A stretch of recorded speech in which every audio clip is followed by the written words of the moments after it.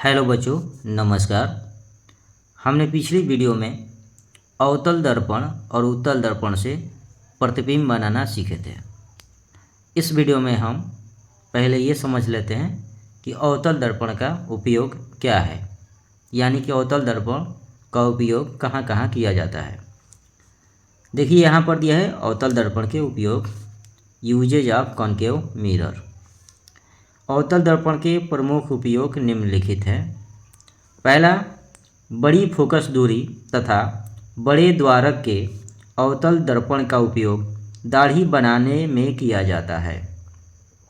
अगर आप इसको इस प्रकार से नहीं लिखना चाहते हैं तो आप सिंपल सा ये लिख सकते हैं कि अवतल दर्पण का उपयोग दाढ़ी बनाने में किया जाता है।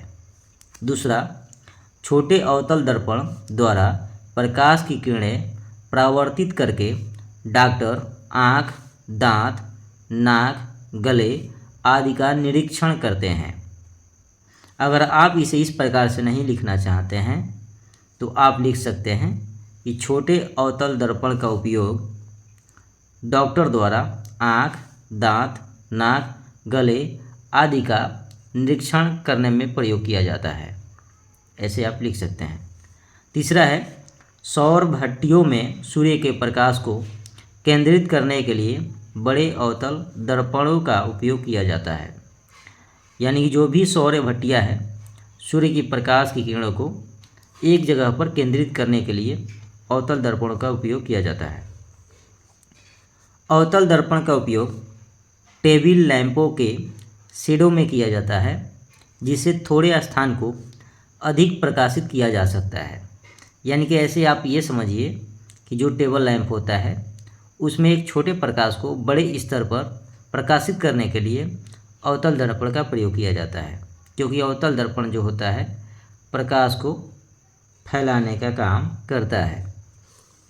मोटर कारों, रेल के इंजनों, स्टीमरों तथा सर्चलाइट के लैंपों में परावर्तक के रूप में अवतल दर्पण का उपयोग किया जाता है, जिससे दूर की वस्तुओं को प्रकाशित किया जा सकता है। ठीक है, इसको आप सिंपल से लिख सकते हैं कि सर्च लाइट के लैंपों में अवतल दर्पण का उपयोग किया जाता है। ऐसे आप बना करके लिख सकते हैं। ठीक है, अगला हम समझ लेते हैं कि उत्तल दर्पण का उपयोग क्या है। पहला, उत्तल दर्पण का उपयोग स्कूटर, मोटर कारों आदि वाहनों में साइड दर्पण के रूप में किया जाता है, जिससे पीछे की ओर के काफ़ी बड़े क्षेत्र का स्पष्ट व सीधा प्रतिबिंब दिखाई पड़ता है। ऐसे समझिए कि आप कभी भी अगर आप मोटरसाइकिल अगर कार चलाए हैं या देखे हैं तो आपको एक साइड में मिरर लगा हुआ दिखाई देता है। उस मिरर में उत्तल दर्पण का प्रयोग किया जाता है ताकि पीछे आने वाली वाहनों को स्पष्ट रूप से देखा जा सके, है ना। तो इसलिए हम उत्तल दर्पण का प्रयोग करते हैं। दूसरा लिखिए कि उत्तल दर्पण का उपयोग गली तथा बाज़ारों में लगे हुए लैंपों में परावर्तक पृष्ठ के रूप में किया जाता है, जिससे लैंप का प्रकाश अपसारिक किरण पुंज के रूप में गली तथा सड़क के काफ़ी क्षेत्र तक फैल जाता है। यानी कि जो स्ट्रीट लाइट होता है, आपने सड़क पर देखे हैं या कहीं गली वगैरह में आप देखे होंगे कि जो गलियों में स्ट्रीट लैंप लगे होते हैं उसमें भी उत्तल दर्पण का प्रयोग किया जाता है, क्योंकि उत्तल दर्पण का प्रयोग करने से प्रकाश जो होते हैं चारों तरफ फैल जाते हैं और स्पष्ट रूप से दिखाई देता है। ठीक है, इस प्रकार से हम अवतल और उत्तल दर्पण का प्रयोग लिख लेंगे। अगला हेडिंग है गोलीय दर्पणों द्वारा परावर्तन के चिन्ह परिपाटी। इसका मतलब ये होता है कि गोलीय दर्पण जो होता है उत्तल और अवतल दर्पण का, उनमें कुछ चिन्ह होते हैं। ठीक है, तो उसी चिन्ह के बारे में हमें इसमें पढ़ना है। पहला देखिए, ठीक है, पहला है कि दर्पण पर प्रकाश किरणें सदैव बाईं ओर से आपतित होती है। कभी भी अगर दर्पण पर हम प्रकाश की किरणें डालते हैं या आपतित करते हैं तो हमेशा बाईं तरफ से डाली जाती है। ठीक है। दूसरा, सभी दूरियां दर्पण के ध्रुव से मुख्य अक्ष के साथ नापी जाती है। यानी कोई भी हम दूरी नापेंगे तो जो दर्पण के ध्रुव हैं वहाँ से मुख्य अक्ष के साथ नापी जाएगी, है ना। ठीक है। दर्पण के ध्रुव के दाईं ओर अर्थात आपतित किरण के दिशा में नापी गई दूरियां धनात्मक चिन्ह के साथ ली जाती है। यानी कि जो भी हम अगर ध्रुव से दूरी नापते हैं और वह आपतित किरण के दिशा में नापते हैं तो दूरी हम धनात्मक लेंगे। ठीक है।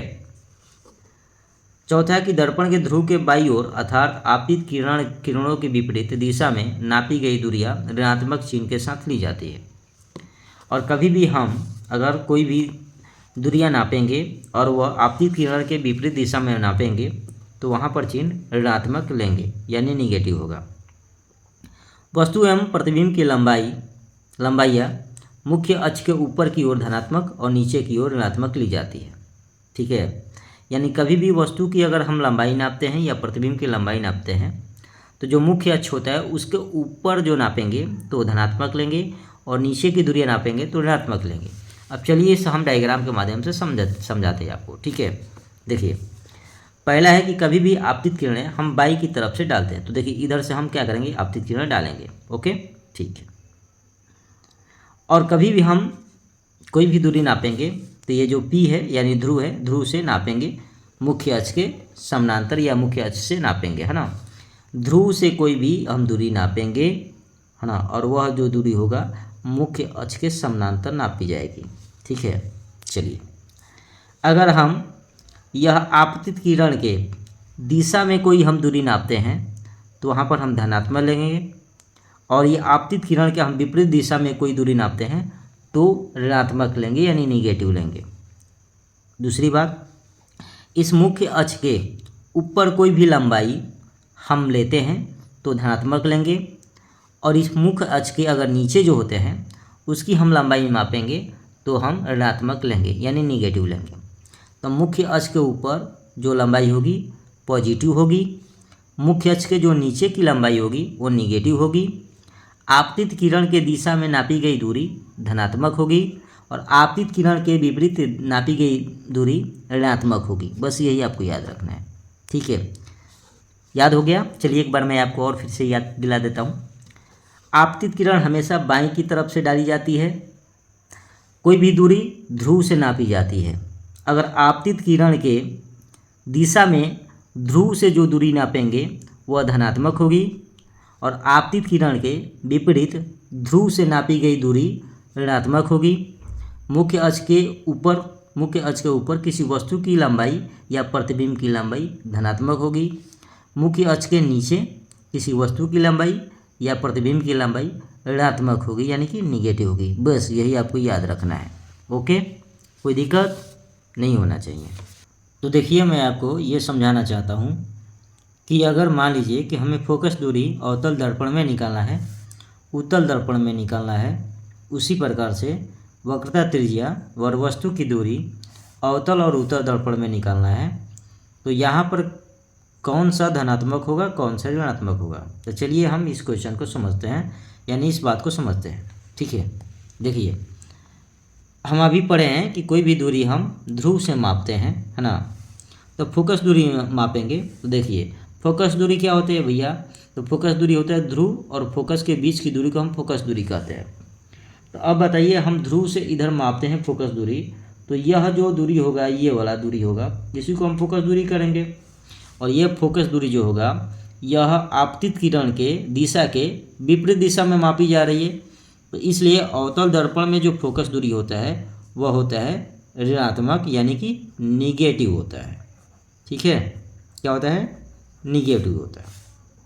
ठीक इसी प्रकार से अगर हम उत्तल दर्पण में मापते हैं तो यह आपतित किरण के यह दिशा में मापी जा रही है फोकस दूरी, इसलिए उत्तल दर्पण में यह फोकस दूरी पॉजिटिव होती है।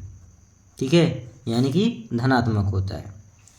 वक्रता त्रिज्या देखते हैं तो वक्रता त्रिज्या होता है ध्रुव और केंद्र के बीच की दूरी को हम बोलते हैं वक्रता त्रिज्या। तो यहाँ से यहाँ जो दूरी मापेंगे वक्रता त्रिज्या होगी, जो कि आपतित किरण के विपरीत दिशा में मापी जा रही है। तो अवतल दर्पण के लिए वक्रता त्रिज्या निगेटिव होता है। इसी प्रकार से उत्तल दर्पण में जो होगा वक्रता त्रिज्या यह आपतित किरण के दिशा में मापी जा रही है, इसलिए यह पॉजिटिव हो जाएगा, यानी कि धनात्मक हो जाएगा। ठीक है। अब आ रहा है वस्तु की दूरी। वस्तु की दूरी, कोई भी अगर मान लीजिए वस्तु रखेंगे तो दर्पण के आगे रखते हैं। दर्पण कहाँ रखेंगे? आगे रखेंगे। तो दर्पण के जब हम आगे रखते हैं कोई भी वस्तु, तो वस्तु की दूरी होती है भैया जहाँ पर वस्तु रखी गई है और ध्रुव से उसकी दूरी वस्तु की दूरी कहलाती है। तो P से हम इसको मापेंगे ये कितना दूर है, तो यह हो रहा है आपतित किरण के विपरीत दिशा में मापी जा रही है। ठीक है। तो इसलिए अवतल दर्पण के लिए वस्तु की दूरी ये होती है निगेटिव। ओके, कोई दिक्कत? ठीक इसी प्रकार से उत्तल दर्पण के लिए भी यह वस्तु की दूरी यह आपतित किरण के विपरीत दिशा में मापी जा रही है, तो ये भी क्या होगा? निगेटिव होगा, यानी कि ऋणात्मक होगा। कोई दिक्कत? बताइए यहाँ तक अगर आपको कोई दिक्कत है तो हम आपको फिर से समझाएं। ठीक है। तो ये होता है भैया निगेटिव। अगला है कि आभासी प्रतिबिंब की दूरी। अब जरा सोचिए कि आभासी प्रतिबिंब कब बनता है। तो अगर कोई प्रतिबिंब जो होता है दर्पण के पीछे बनता है तो उसे आभासी प्रतिबिंब कहते हैं। तो अवतल दर्पण के अनुसार देखते हैं तो आभासी प्रतिबिंब इस दर्पण के पीछे बनेगा। ठीक है। परावर्तक पृष्ठ के जब पीछे कोई दर्पण के प्रतिबिंब बनता है तो उसे आभासी प्रतिबिंब कहते हैं। तो इस आभासी प्रतिबिंब की जो दूरी होगा यह धनात्मक होगा। क्यों? कि आपतित किरण के दिशा में मापी जा रही है दूरी। तो आभासी प्रतिबिंब की दूरी अवतल दर्पण के लिए पॉजिटिव होता है। ठीक है, क्या होता है? पॉजिटिव होता है। ठीक इसी प्रकार से अगर हम देखते हैं उत्तल दर्पण के लिए, तो उत्तल दर्पण के लिए भी कोई भी अगर प्रतिबिंब आभासी बन रहा है तो इस दर्पण के पीछे बनेगा। तो मान लेते हैं इधर बनेगा, तो अगर इधर बन रहा है प्रतिबिंब तो ये भी क्या हो रहा है? आपतित किरण के दिशा में मापी जा रही है दूरी, तो ये भी क्या होगा? पॉजिटिव होगा। यानी कि यहाँ पर देखते हैं कि कोई भी अगर प्रतिबिंब बनता है आभासी तो दोनों कंडीशन में दोनों के लिए क्या होता है? धनात्मक होता है। ठीक है, दोनों क्या होगा? धनात्मक ही होगा। सो आई होप आपको ये सारी चीज़ें समझ में आ गया होगा, है ना। ये आपको रटना नहीं है बल्कि थोड़ा इसे समझना है ना, कि फोकस दूरी अवतल दर्पण में क्या होगा, उत्तल दर्पण में क्या होगा, वक्रता त्रिज्या अवतल उत्तल दर्पण में क्या होगा, वस्तु की दूरी अवतल और उत्तल दर्पण में क्या होगा, और आभासी प्रतिबिंब की दूरी अवतल और उत्तल दर्पण में क्या होगा। तो ये आपको केवल समझना है, समझ लेंगे तो आपको याद करने की ज़रूरत नहीं होगी। अगला टॉपिक है कि गोलीय दर्पण की वक्रता त्रिज्या तथा फोकस दूरी में संबंध क्या है। ठीक है। तो देखिए हम समझते हैं कि कोई भी अगर मान लीजिए कि गोलीय दर्पण है तो उसकी वक्रता त्रिज्या और फोकस दूरी में संबंध क्या है। तो कोई भी गोलीय दर्पण हो या अवतल हो या उत्तल हो, तो यहाँ पर लिखा जाता है कि जो वक्रता त्रिज्या होती है, वक्रता त्रिज्या यह जो होती है 2 गुणे फोकस दूरी, फोकस दूरी की 2 गुनी होती है, फोकस दूरी होती है। तो वक्रता त्रिज्या को हम r से डिनोट करते हैं और फोकस दूरी को हम स्मॉल f से डिनोट करते हैं। तो यहाँ से हम ये भी लिख सकते हैं कि भैया देखिए जो f होगा वह r/2 होगा और ये f होगा। तो हम ये भी फार्मूला लिख सकते हैं और ये भी फार्मूला लिख सकते हैं। यानी कि अगर कोई वक्रता त्रिज्या दिया होगा तो फोकस दूरी निकाल लेंगे, अगर फोकस दूरी दिया है तो वक्रता त्रिज्या हम आसानी से निकाल सकते हैं। तो इसमें ये रिलेशन होता है। ठीक है, तो ये आपको याद रख लेना है। क्वेश्चन कैसे आता है? तो क्वेश्चन आएगा जैसे कि मान लीजिए कि दिया है कि एक अवतल दर्पण की फोकस दूरी 10 मीटर है। ठीक है, क्या मैं बोला? कह रहा है कि एक अवतल दर्पण की फोकस दूरी 10 मीटर है, तो उसका वक्रता त्रिज्या ज्ञात करें। वक्रता त्रिज्या ज्ञात करें। ठीक है, ये हो गया। सवाल के अनुसार हम देखते हैं तो भैया इसमें फोकस दूरी दिया गया है। तो लिखेंगे हल में, ये आपका क्वेश्चन हो गया। तो हल में लिखेंगे दिया है ना, क्या दिया, अवतल दर्पण की फोकस दूरी। तो लिखेंगे अवतल दर्पण की फोकस दूरी। फोकस दूरी को हम बोलते हैं एफ, स्मॉल एफ बराबर 10 मीटर। ठीक है, अब क्या निकालना है आपको, वक्रता त्रिज्या निकालना है। इसलिए हम जानते हैं कि प्रश्नानुसार लिख देंगे, प्रश्नानुसार हम जानते हैं कि भैया देखिए, कोई भी जो वक्रता त्रिज्या होता है फोकस दूरी का 2 गुना होती है। ठीक है, तो यहाँ से हम आर की वैल्यू निकाल लेंगे। तो आर की मान क्या हो जाएगा, सो यहाँ से आर की वैल्यू हो जाएगा 2 गुणे 10 मीटर, आर की वैल्यू हो जाएगा 20 मीटर। तो इसलिए अवतल दर्पण की जो वक्रता त्रिज्या होगी 20 मीटर हो जाएगी। ठीक है, तो जब फोकस दूरी दिया रहेगा तो इस प्रकार से हम वक्रता त्रिज्या निकालेंगे, और जब वक्रता त्रिज्या दिया रहेगा तो हम फोकस दूरी निकाल लेंगे। ठीक है, अगला टॉपिक है गोलीय दर्पणों में यू, भी तथा एफ में संबंध।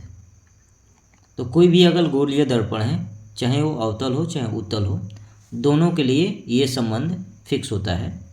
उसके हिसाब से मैं आपको बता रहा हूँ कि इनमें क्या संबंध होता है।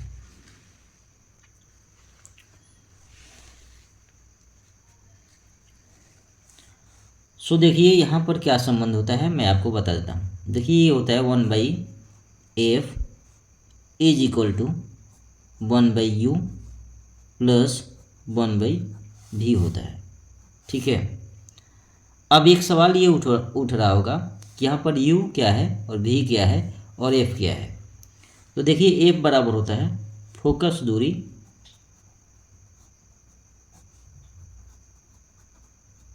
u क्या है, तो u है आपका वस्तु की दूरी, वस्तु की दूरी है।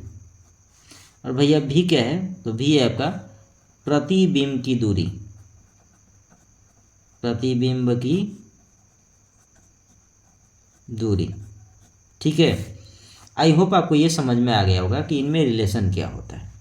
डायरेक्ट आपको याद रखना है 1/f equal to 1/u plus 1/v। f यहाँ पर फोकस दूरी है, u यहाँ पर वस्तु की दूरी है और v यहाँ पर प्रतिबिंब की दूरी है। बस इसमें ये रिलेशन होता है। अब ये आप पूछेंगे कि आखिर ये रिलेशन क्यों है। तो देखिए यह रिलेशन इसलिए है, यानी कि यह संबंध इसलिए है कि जब वस्तु की दूरी प्रतिबिंब की दूरी दिया होगा तो फोकस दूरी निकालने के लिए पूछेगा, है ना। अगर मान लीजिए कि फोकस दूरी दिया है, प्रतिबिंब की दूरी दिया है, तो वस्तु की दूरी पूछेगा, यानी कि इन तीनों में से कोई 2 दिया रहेगा और एक निकालने के लिए पूछेगा, है ना, यानी कि निकालने के लिए आपको बोलेगा। चलिए उससे रिलेटेड हम कुछ क्वेश्चन करते हैं, उसके बाद ये आपको समझ में आएगा कि रिलेशन को सॉल्व कैसे करना है। पहला क्वेश्चन है 16 सेंटीमीटर फोकस दूरी के अवतल दर्पण के सामने एक वस्तु 8 सेंटीमीटर की दूरी पर रखी है, प्रतिबिंब की स्थिति का गणना कीजिए। ठीक है, यानी कुल मिलाकर के प्रतिबिंब की दूरी पूछ रहा है, उसके बाद उसकी स्थिति का गणना कर रहा है कि मतलब प्रतिबिंब कैसा बनेगा, आभासी बनेगा कि वास्तविक बनेगा, कैसा बनेगा। ठीक है, तो हम पहले इस सवाल को समझते हैं और करने के प्रयास करते हैं। देखिए सवाल के माध्यम से हम लिखेंगे कि हल में हमें पहले दिया क्या है ना। तो लिखेंगे कि दिया है ना 16 सेंटीमीटर फोकस दूरी के अवतल दर्पण के सामने। तो लिखेंगे अवतल दर्पण का फोकस दूरी दिया है, तो अवतल दर्पण का फोकस दूरी,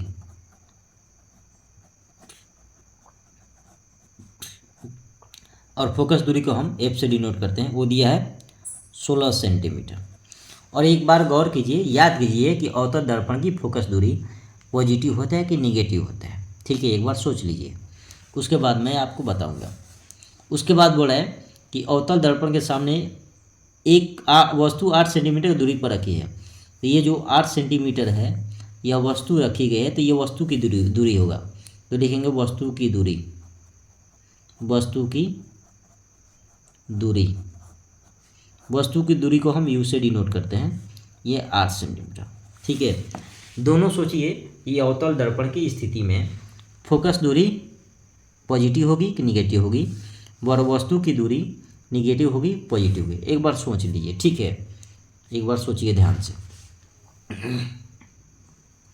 तो दोनों हालत में हम जानते हैं कि अवतल दर्पण में फोकस दूरी भी निगेटिव होती है और वस्तु की दूरी भी निगेटिव होती है। ठीक है, इसलिए अब हम सूत्र लगाएंगे कि 1/f is equal to 1/u plus 1/v होता है। यहाँ से हम सॉल्व करेंगे तो f की जो वैल्यू है माइनस का 16 है, तो हम लिख देंगे 1/-1/16 इज इक्वल टू, और u की वैल्यू है -1/8 प्लस का 1/v। यहाँ से हम v की वैल्यू निकालेंगे, तो इसको सॉल्व करते हैं, तो ये हो जाएगा -1/16 प्लस का 1/8 इज इक्वल टू 1/v। ठीक है, सॉल्व करने के बाद पुनः हम एलसीएम निकालेंगे, तो ये हो जाएगा 16, तो ये हो जाएगा -1 प्लस का 2 इज इक्वल टू 1/v होता है।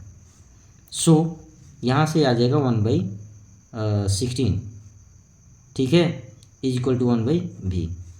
तो इसको हम क्या करेंगे, पलट देंगे, तो पलट देंगे तो v के मान आ जाएगा 16 सेंटीमीटर, और जी जो v के मान आया है यह प्रतिबिंब की दूरी है जो कि धनात्मक आया है, यानी पॉजिटिव में आया है। तो हम यहाँ से लिख सकते हैं, अब यहाँ से हम ये लिख सकते हैं कि अतः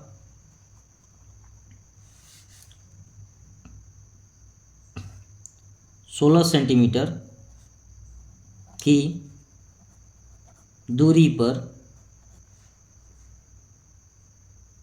प्रतिबिंब बनेगा जो कि आभासी होगा, आभासी तथा सीधा होगा। क्या मैं बात सही लिखा? तो मैंने बोला कि भैया देखो ये बात सही है, ठीक है। अब आप बोलोगे कि सर यहाँ पर आप आभासी और सीधा कैसे लिख दिए, कोई वजह, कोई कारण बताइए कि आप डायरेक्ट आभासी और सीधा क्यों लिख दिए। देखिए भैया, यहाँ पर जो प्रतिबिंब की दूरी जो है ये प्लस में है, प्लस 16 सेंटीमीटर है। तो कोई भी अगर प्लस 16 सेंटीमीटर में है प्रतिबिंब की दूरी, तो मैंने आपको बताया था कि अवतल दर्पण में जो होता है प्रतिबिंब की दूरी अगर प्लस में आएगा तो वह आपतित किरण के दिशा में नापी गई दूरी है, ठीक है। तो आपतित किरण के दिशा में नापी गई अगर दूरी जो है प्लस में 16 सेंटीमीटर है, तो दर्पण के पीछे क्या बनेगा, प्रतिबिंब बनेगा। तो दर्पण के जब पीछे प्रतिबिंब बना है तो कैसा होगा, आभासी होगा, और आभासी होगा तो सीधा होता है, ठीक है। क्योंकि मैंने आपको जो प्रतिबिंब बनाना सिखा रहे थे ये सारी चीज़ें मैं आपको बता रहा था, ठीक है। तो वहीं से ये रिलेटेड क्वेश्चन है, तो वैसे हम ये क्वेश्चन को सॉल्व करेंगे।